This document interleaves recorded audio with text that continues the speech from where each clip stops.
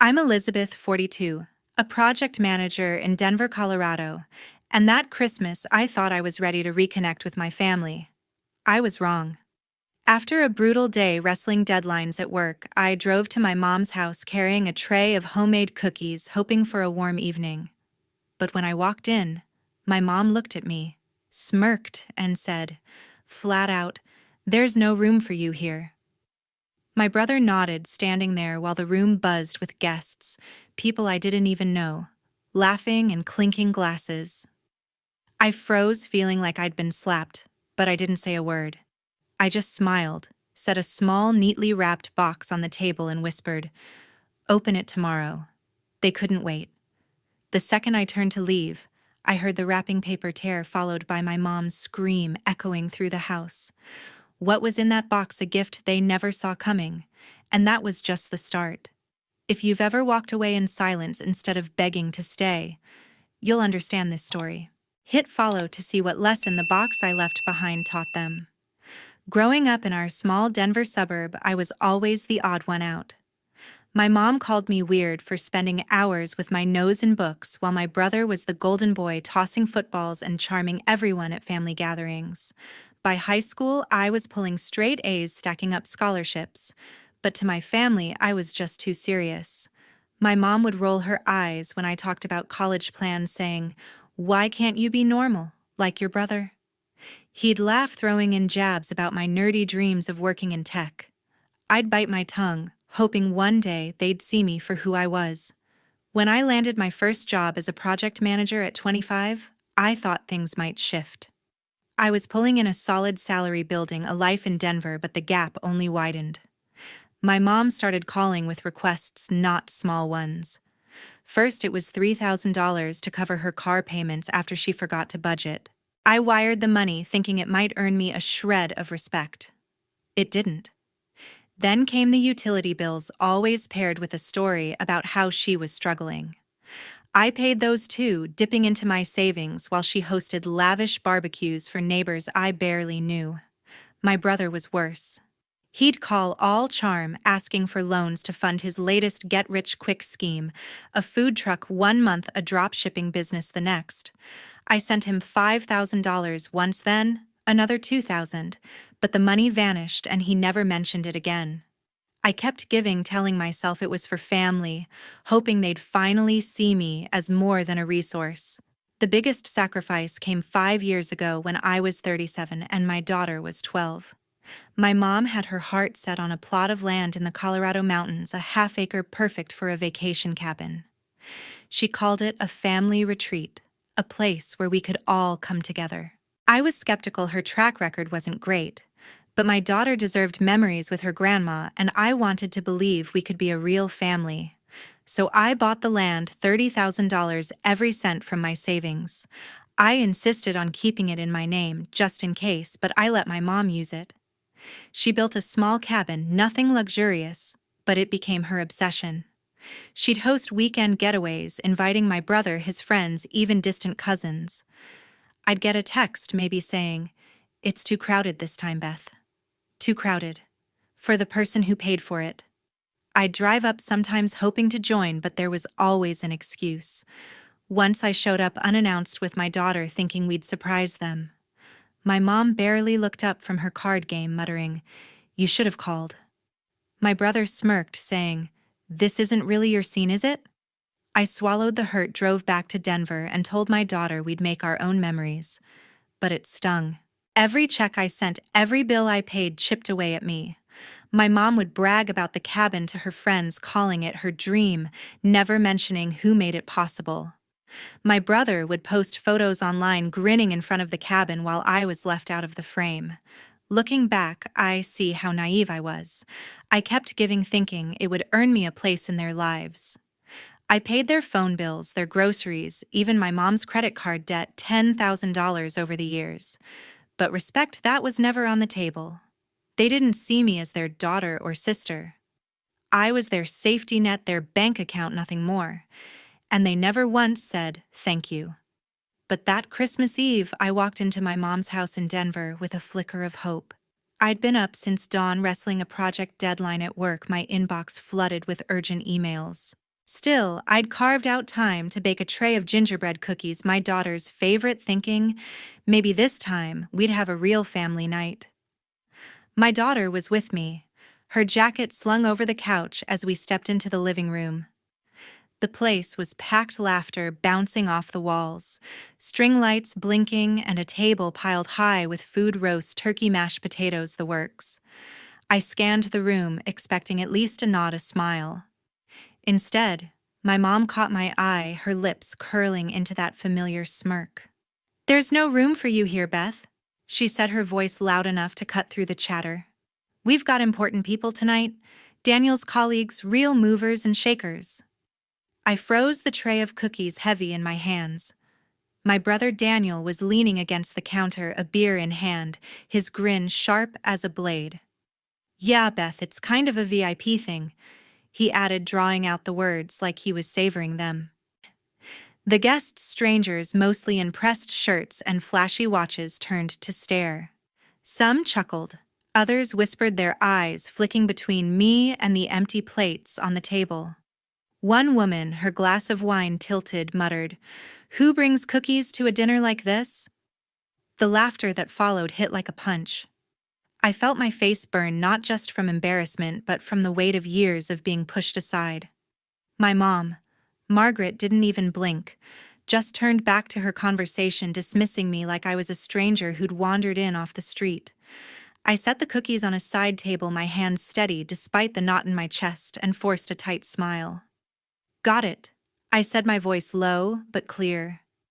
I turned to leave, my daughter trailing behind her steps, quick and quiet. I could feel her tension like a taut wire between us. Outside, the Denver air was sharp, biting at my skin as I slid into the driver's seat. My daughter Chloe climbed in beside me, her hands twisting in her lap. She was quiet for a moment, then her voice came low and sharp. "Mom, I saw how they looked at you. Grandma didn't even try to make space. She laughed when you walked away like it was some big joke. And Uncle Daniel, he was egging her on, smirking like he'd won something." I gripped the steering wheel, staring at the dashboard, the city lights reflecting off the windshield. Chloe's words cut deeper than Margaret's. It wasn't just about me anymore. It was about my daughter, 17 years old, seeing her mom humiliated in front of a room full of strangers. I tried to brush it off, saying, "It's just how they are, Chloe." But she shook her head, her voice rising. "No, Mom, it's not okay. You do everything for them. You paid for Grandma's cabin, her bills, her whole lifestyle, and they treat you like you're nothing. I saw her roll her eyes when you walked in like you were some kind of nuisance. And Daniel, he just stood there acting like he's better than you. I hate it." Her voice cracked, and I saw her eyes glisten in the dim light. I reached for her hand, squeezing it, but my mind was racing. She was right. I'd spent years telling myself I could handle their dismissals, that I was doing it for family, for Chloe.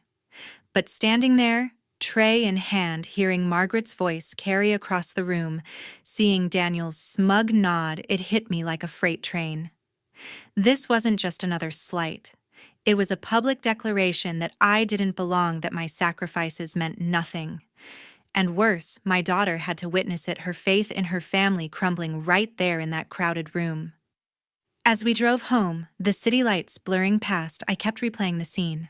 Margaret's smirk sharp and deliberate like she'd practiced it. Daniel's taunt VIP thing dripping with condescension. The guests' laughter casual but cruel, like I was the punchline to a joke I'd never heard. It wasn't just a moment. It was a lifetime of being pushed out, of being told I didn't fit. I thought about all the times I'd bitten my tongue, smiled through their jabs, paid their bills to keep the peace. But what kind of peace was this? What kind of family laughs at you in front of strangers, makes your kid feel like her mom's worthless? Chloe broke the silence again, her voice steadier now. "Mom, you don't deserve that. Nobody does. They act like they're above you. But they're the ones living off your money. It's not fair." I nodded, my jaw tight, her words sinking in. She wasn't just hurt, she was angry for me, for us. And that anger lit something in me. I'd always told myself I was doing this for Chloe, to give her a family, a connection. But what kind of connection was this A family that didn't save a seat for us, that mocked us to impress people who didn't even know our names? By the time we pulled into our driveway, the weight of that night had settled in my bones. I looked at Chloe. Her face set her eyes fierce with the kind of loyalty I'd always given but never gotten. "You're right," I said, my voice quiet but firm. "This isn't okay." And as we sat there, the cold seeping through the car windows, I knew I couldn't let this slide. By the time we reached our Denver apartment, well past midnight, sleep was out of the question. My head churned with Margaret's sharp smirk, Daniel's mocking VIP thing, and the stranger's laughter that chased us out the door. I'd spent years telling myself I could take their dismissals, but this wasn't just about me anymore. Chloe had felt the sting too. I needed someone to cut through the haze, someone who'd tell it straight. So on Christmas morning, I called Rachel, my colleague and closest friend. I met Rachel at a downtown coffee shop, its windows glowing with holiday lights, the air buzzing with shoppers grabbing last-minute gifts. She was already there, sipping a latte, her curly hair pulled back. "Beth, you look like you haven't slept in days," she said, setting her cup down as I slid into the booth. I didn't bother with pleasantries. I spilled everything Margaret's loud. "There's no room for you here, cutting through the party." Daniel's smug jab about it being a VIP thing. Chloe's voice cracking as she described watching her mom humiliated. Rachel's jaw tightened, her fingers drumming on the table. When I finished, she leaned forward, her voice low but fierce. "Beth, this isn't just rude, it's cruel. They've been using you for years, taking your money, your sacrifices, and they repay you with this. They don't deserve you." Her words cracked open a truth I'd buried under years of excuses. I'd always thought family meant enduring the mess, giving endlessly because that's what daughters do. But Rachel wasn't having it. "You bought that land for Margaret's cabin, didn't you?" she asked, her eyes sharp. I nodded, my throat tight. "And her bills, Daniel's loans, you've poured thousands into them. What do you get? Nothing but contempt. You're not their bank, Beth. You're their daughter, their sister. Why are you letting them walk all over you?" She paused, then hit me with the question that shifted everything. "What's stopping you from taking it all back?" I stared at my coffee, the steam fading, and something clicked. Taking it back. The land, the cabin, the years of being their safety net, it was mine to reclaim. 5 years ago, I'd spent $30,000 of my savings on that half-acre in the Colorado mountains, keeping it in my name for a reason. Margaret treated it like her personal estate, hosting her parties, while Daniel lounged there with his buddies, never once acknowledging me. The bills I'd paid, phone, groceries, Margaret's credit card debt, added up to tens of thousands. Daniel's loans for his failed ventures, never repaid, were another hit. Rachel's words lit a fire. They didn't deserve any of it. Not the land. Not my money. Not me. I went home, my resolve hardening with every step. Chloe was in her room, headphones on, practicing for a school play. I didn't want to drag her into this. Not yet. I caught her eye through the open door, and she gave me a curious look. "You okay, Mom?" she asked. I nodded, my voice steady.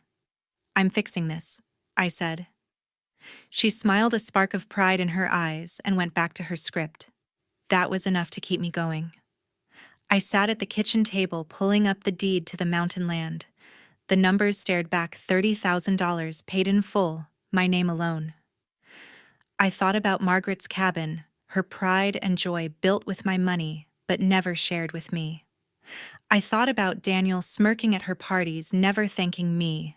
My hands were steady as I dialed my lawyer, Sarah, a no-nonsense woman I'd worked with on a contract dispute years ago. "I want to sell the land," I told her, my voice firm. "The cabin, everything." Sarah didn't ask for reasons. "Your name's on the deed, so it's straightforward," she said.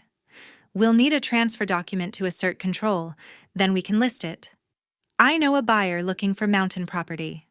By noon, she emailed me a draft, a formal notice of intent to transfer and sell the land, every word crisp and binding. I read it, my heart pounding with clarity. This was my line in the sand. But I wanted more than a legal move. I wanted Margaret and Daniel to feel the weight of what they'd done to face it in front of family. So I printed the document, folded it neatly, and tucked it into a small gift box wrapped in shiny red paper with a gold ribbon Christmas style to make it sting. I wrote a note short and sharp. For you, Mom. Open it after I'm gone. That evening, I drove to Margaret's house alone, my pulse racing. The lights were on, but it wasn't the chaotic buzz of the Christmas Eve party. Inside, it was just family Margaret, Daniel, and my Aunt Patricia sitting around the dining table with plates of leftover turkey and pie, probably exchanging late Christmas gifts or catching up. Their laughter drifted out the kind I'd never been part of. I walked in the gift box in my hand, and the room went quiet. Margaret looked up, her lips pursing. "Beth, what are you doing here?" she asked, her tone clipped like I was an uninvited guest. Daniel leaned back in his chair, a smirk spreading. "Back for more. Thought you'd had enough last night," he said, his voice dripping with sarcasm. Patricia, stirring a mug of cocoa, gave me a soft smile, trying to ease the tension. "Good to see you, Beth," she said, but I didn't respond. The air was thick, their mockery hanging like a weight. I stepped forward, my voice steady, and set the box on the table in front of Margaret. "A Christmas gift," I said, locking eyes with her. "Open it after I'm gone." Daniel snorted, rolling his eyes. "What's this, another peace offering?" he muttered. Margaret's fingers hovered over the box, her expression skeptical. I didn't wait for more. I turned and walked out the door, clicking shut behind me. As I reached my car, I heard the rustle of paper, then Margaret's voice, sharp and defiant. "I'm not waiting for her." The wrapping tore, and a second later her scream ripped through the house, raw, furious, unmistakable. Daniel's shout followed, but I didn't look back. I slid into the driver's seat, my phone buzzing with a text from Rachel. "Did you do it?" I typed back. "It's done." For the first time in years, I felt free, not just from their expectations, but from the weight of trying to be enough. The next morning, my phone was a storm of notifications, missed calls from Margaret, Daniel, and even my dad John, their voicemails piling up like unpaid bills. I ignored them, my resolve still burning from the night before. I wasn't ready for their excuses, not after years of being their afterthought. But around noon, a knock at my apartment door in Denver stopped me cold. I opened it to find Margaret, Daniel, and my dad standing there, their faces a mix of anger and desperation. I hadn't expected them to come to me. My apartment, a small 2-bedroom, I'd worked hard to make a home for Chloe, and me felt suddenly too small for this. Margaret stood in the doorway, her coat buttoned tight, her eyes red and blazing. Daniel loomed behind her, his jaw-set, hands shoved in his pockets. My dad John looked out of place, his shoulders hunched, his usual calm replaced by a quiet unease. Chloe was at a friend's house rehearsing for her school play, and I was glad she didn't have to see this. I stepped aside, letting them, in my voice steady despite the knot in my stomach. "What do you want?" Margaret didn't sit. She marched into my living room, clutching the crumpled deed transfer, her voice sharp enough to cut glass. "Beth, what is this garbage?" She thrust the paper toward me, her hand trembling with rage. "You think you can take my cabin away? My home. After everything I've done for you, this is how you repay me." Her words were an attack. Her face twisted with indignation, as if I'd stolen something sacred. I stood by the couch, my arms crossed, unflinching. "It's not your home, Margaret. It's mine. I paid for it, $30,000 of my savings. Every single cent." Daniel stepped forward, his voice loud and accusing, filling the room. "You're pulling this now, after all we've been through as a family." He pointed at me, his face flushed with anger. "You owe us, Beth. You've got the big job, the money. You think you're better than us, but you're nothing without this family. I need that land for a deal. My investors are expecting it. If you sell it, I'm done for, and you're going to fix this." His words were the same old script, entitlement wrapped in blame. He'd taken thousands from me over the years for his ventures. A food truck that went bust, a tech idea that never left the ground, never repaying a dime, always with a new sob story. I met his glare, my voice calm, but razor sharp. I don't owe you anything, Daniel. Not anymore. I've paid for Mom's bills, your loans, that land, years of it. And what do I get? You laughing in my face, telling me there's no room for me at your table. You humiliated me in front of strangers, made Chloe watch her mom be treated like nothing. My heart pounded, but I didn't waver. I turned to my dad, hoping for something, anything to show he saw me. But he stood by the window, his hands clasped, his eyes fixed on the floor, silent as ever. Margaret slammed the deed transfer onto my coffee table, the sound echoing in the small room. You ungrateful child. She spat, her eyes burning with fury. After all we've done, raising you, giving you a family, you pull this stunt. That cabin is my legacy, and you're tearing it away out of spite. Her words were venom, but they slid off me. I saw her for what she was. Someone who'd taken my sacrifices for granted, who'd built her world on my money without a hint of gratitude. I stepped closer, my voice low and steady. Your legacy, I paid for it, Margaret. I paid for your phone, your groceries, your credit card debt, tens of thousands over the years. I paid for Daniel's failed schemes, his so-called investors. And what did I get? You telling me I don't belong, mocking me in front of your guests. You made my daughter feel like her mom's worthless. That's not family. That's not love. I paused, letting the truth settle. I'm done being your bank. Daniel lunged forward, his face inches from mine, his voice shaking with rage. You think you can just walk away? I need that land, Beth. My investors will sue me if this deal falls through. You're going to keep helping us, or I'll drag you through court. Make sure everyone knows what a selfish I cut him off, my voice colder than I'd ever heard it. Go ahead, Daniel. Try it. The deed's in my name. My lawyer's already moving forward with the sale. You're not getting another cent from me. I turned to Margaret, her face pale, her lips quivering with suppressed rage. And you, Mom, you can keep your legacy, but it won't be built on my back anymore. My dad finally spoke, his voice soft but heavy, each word like a stone. Beth, we're family. This isn't how families handle things. Can't we work this out? You don't have to sell the land. His plea hit harder than Margaret's anger or Daniel's threats. He'd never mocked me, never asked for money, but he'd also never defended me, never stopped them from treating me like an outsider. I looked at him, my chest tight with a mix of love and hurt. Dad, I wanted a family. I tried for years, paying, giving, hoping you'd see me, but all I got was a room full of people who don't. I can't keep doing this. Daniel threw his hands up, scoffing. You're so dramatic, Beth. Playing the victim, fine. But you're not getting away with this. I'll fight you in court, whatever it takes. You can't just cut us off? His threat was hollow, and he knew it. I held his gaze, unyielding. Good luck with that, Daniel. The paperwork's done. The buyer's lined up. You're out of moves. Margaret's eyes darted between us, her usual sharpness fading into something brittle, but she didn't speak. My dad's shoulders slumped further, his silence louder than any words. The room was still, the weight of my stand pressing down on all of us. I didn't wait for them to respond. I walked to the door, holding it open, my voice firm. You can leave now. Daniel stormed out first, muttering under his breath, followed by Margaret, her head high, but her eyes avoiding mine. My dad lingered, his hand brushing the door frame, but he didn't look back. The door closed behind them, the sound final. I sat on my couch staring at the coffee table where Margaret had slammed the deed transfer and felt a strange calm. This wasn't just about the land. It was about reclaiming my life for me and Chloe.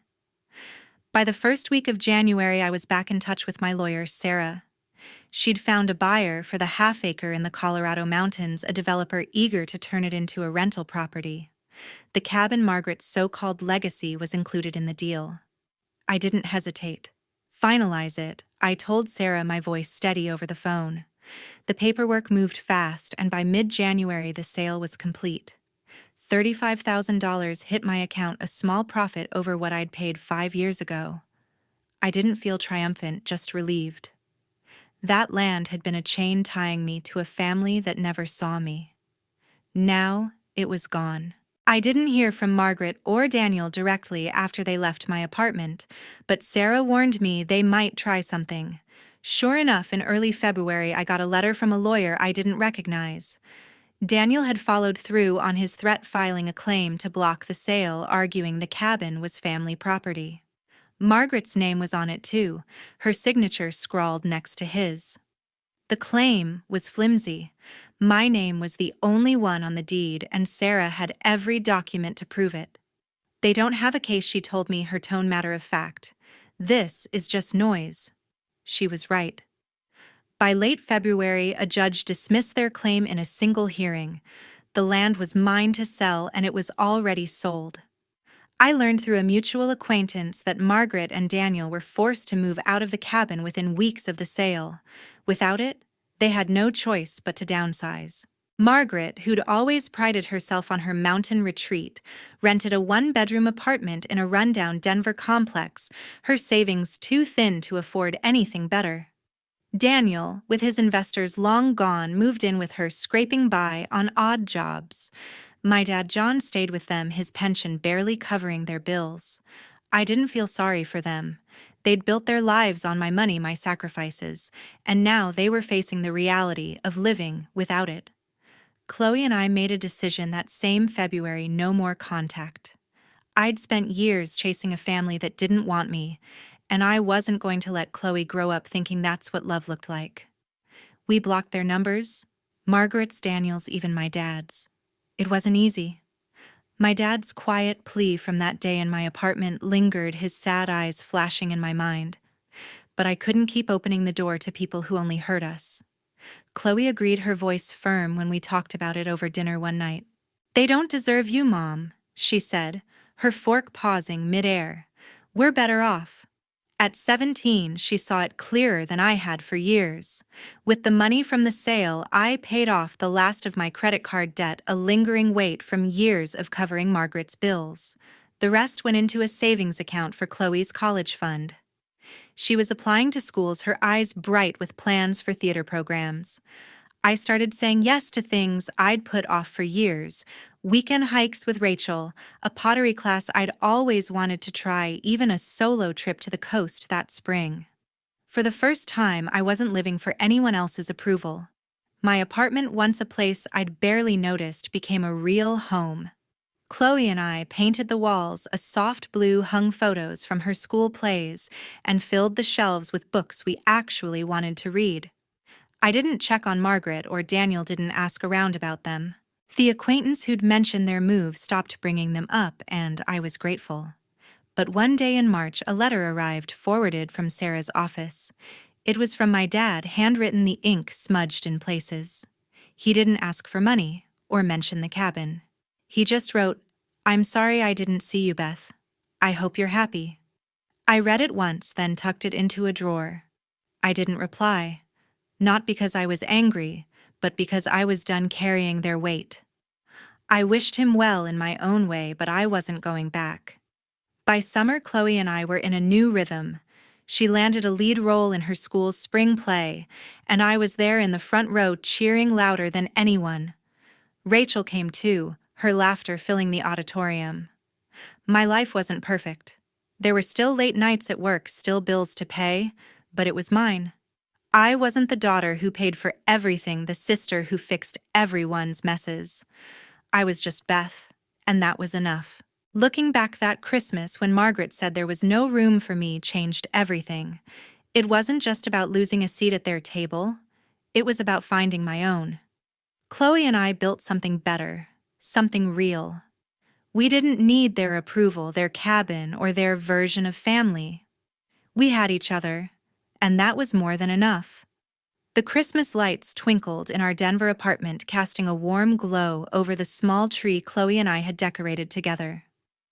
It was December 2024, a year since the night I walked away from a family that never made room for me. This Christmas was ours, just the two of us, and it felt right. Chloe, now 18, was humming a holiday tune, setting out plates of homemade cookies and hot cocoa on our little kitchen table. The air smelled of pine and sugar, and for the first time in years I felt at home, not just in this space, but in my own skin. We'd spent the day wrapped in blankets, watching old holiday movies and laughing over Chloe's attempts to bake gingerbread. She'd gotten flour on her nose, and I couldn't stop smiling as she recounted her latest theater rehearsal, her hands waving dramatically.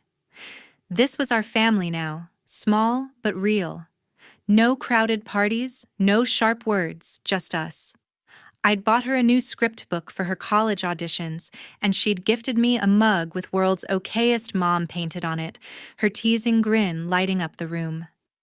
We didn't need a big celebration. We had each other, and that was more than enough. Looking back, I realized how much had changed. I used to think family meant giving everything, my money, my time, my heart, even when it left me empty. I'd poured so much into people who never saw my worth, believing that was my role. But their selfishness cost them everything: the cabin, their pride, their place in my life. I learned a hard lesson: taking without giving back leaves you with nothing but loss. Cherish the people who lift you up, the ones who show up for you, because they're the ones who matter. Chloe and I built something new this year, something ours. We didn't need a seat at anyone else's table. We made our own, filled with love, laughter, and the kind of warmth I'd spent years chasing. To everyone who's followed this story to the end, thank you. Your time, your support, it means the world. If this resonated with you, hit that subscribe button and join us for more stories about finding your strength and building your own path. Here's to new beginnings, to tables where there's always room for you. Gia Jean Nho. Bai Hok Su Ihki, Dan Jen Mat Mat Lon. Hei Tran Trong, Nung Nguai, Jen Giup, Jo Ban. Kam On Nhung Kan Gia, Jion Getoi Kwai, Chung Tao Shuyen Tran Trong Ho. Ve Keu Goi, Jang Ki.